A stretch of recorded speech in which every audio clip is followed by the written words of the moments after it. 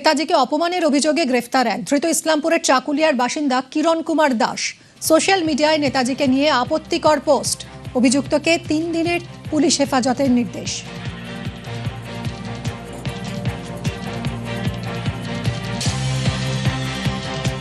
দেখুন, আজকে কিরণ কুমার দাসকে ফরওয়ার্ড করা হয়েছিল।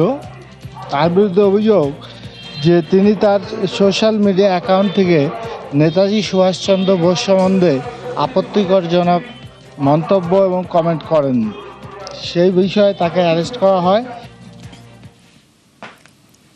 নেতাজিকে অপমান প্রসঙ্গে রাজনৈতিক চাপানুতর তুঙ্গে।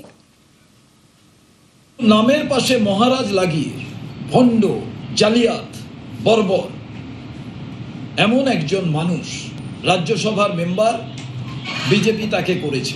আমরা বিজেপি পার্টি কি ভাবছে বাংলায় আমরা জানতে চাই।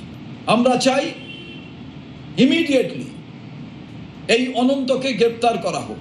14 তারিখ পর্যন্ত সমস্ত রাজ্যে আমরা এই অনন্তর বিরুদ্ধে এফআইআর করার সমস্ত ব্লককে, জেলা কংগ্রেসের নেতৃবর্গকে, সাধারণ মানুষকে আহ্বান জানাচ্ছি।